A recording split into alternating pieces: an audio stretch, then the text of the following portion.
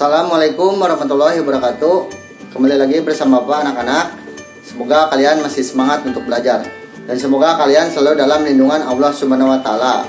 Untuk pertemuan kali ini, Bapak akan melanjutkan pertemuan yang sebelumnya, yaitu Pendidikan Pancasila dan Kewarganegaraan kelas 10 bab 4, yaitu mengenai ketentuan Undang-Undang Dasar Negara Republik Indonesia tahun 1945 dalam kehidupan berbangsa dan bernegara, khususnya di subbab yang keempat, yaitu mengenai sistem pertahanan dan keamanan di Indonesia. Tidak lama-lama, langsung saja ke materinya. Berdasarkan Undang-Undang Republik Indonesia Nomor 3 Tahun 2002 tentang Pertahanan Negara, pertahanan negara dimaknai sebagai segala usaha untuk mempertahankan kedaulatan negara, keutuhan wilayah Negara Kesatuan Republik Indonesia, dan keselamatan segenap bangsa dari ancaman dan gangguan terhadap keutuhan bangsa dan negara. Sementara itu, pengertian sistem pertahanan negara menurut Undang-Undang Nomor 3 Tahun 2002 adalah sistem pertahanan yang bersifat semesta, yang melibatkan seluruh warga negara, wilayah, dan sumber daya nasional lainnya, serta dipersiapkan secara dini oleh pemerintah dan diselenggarakan secara total, terpadu, terarah, dan berlanjut untuk menegakkan kedaulatan negara, keutuhan wilayah, dan keselamatan segenap bangsa dari segala ancaman. Yang selanjutnya, pandangan hidup bangsa Indonesia mengenai pertahanan dan keamanan di Indonesia. Pandangan hidup bangsa Indonesia tentang pertahanan negara berdasarkan penjelasan atas Undang-Undang Nomor 3 Tahun 2002 sebagaimana ditentukan dalam pembukaan dan batang tubuh Undang-Undang Dasar Negara Republik Indonesia tahun 1945 adalah sebagai berikut.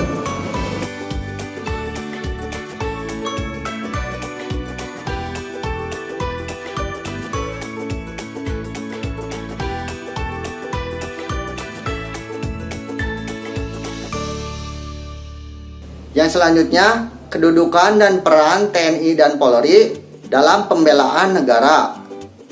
Adapun ketentuan mengenai kedudukan dan peran TNI serta Polri dalam pembelaan negara diatur dalam Ketetapan MPR 4 Tahun 2000 tentang pemisahan Tentara Nasional Indonesia dengan Kepolisian Negara Republik Indonesia adalah sebagai berikut.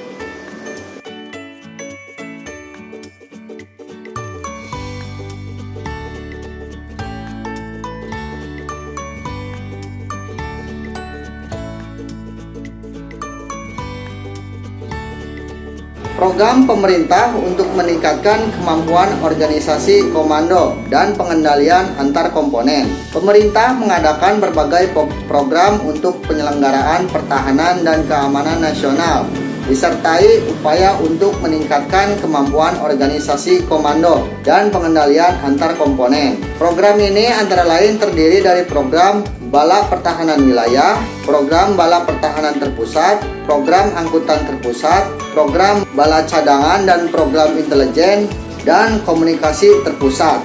Yang selanjutnya, Sistem Pertahanan dan Keamanan Semesta. Undang-Undang Negara Republik Indonesia tahun 1945 pasal 30 ayat 2 memberikan gambaran bahwa usaha pertahanan dan keamanan negara dilaksanakan dengan menggunakan sistem pertahanan dan keamanan rakyat semesta atau Sishankamrata, yang pada hakikatnya merupakan segala upaya menjaga pertahanan dan keamanan negara, seluruh rakyat dan segenap sumber daya nasional, sarana dan prasarana nasional, serta seluruh wilayah negara sebagai satu kesatuan pertahanan yang utuh dan menyeluruh. Yang selanjutnya adalah kesadaran bela negara dalam konteks sistem pertahanan dan keamanan negara. Untuk mempertahankan sistem pertahanan dan keamanan negara, maka diperlukan kesadaran bela negara bagi masyarakat. Bela negara adalah sikap, tekad, dan tindakan warga negara yang teratur, menyeluruh, terpadu, dan berkelanjutan yang dilandasi oleh kecintaan pada tanah air, kesadaran berbangsa dan bernegara Indonesia, keyakinan dan kesaktian Pancasila sebagai ideologi negara. Keikutsertaan warga negara dalam membela negara merupakan bentuk cinta terhadap tanah air. Menurut Jurnal Litbang Kemenag Republik Indonesia, di dalam kehidupan bermasyarakat, berbangsa dan bernegara, terdapat nilai-nilai bela negara yang harus dipahami penerapannya oleh setiap warga negara. Di antaranya adalah cinta tanah air, kesadaran berbangsa dan bernegara, Pancasila, rela berkorban untuk bangsa dan negara, dan memiliki kemampuan bela negara. Nah, mungkin itu saja materi yang Bapak sampaikan untuk pertemuan hari ini.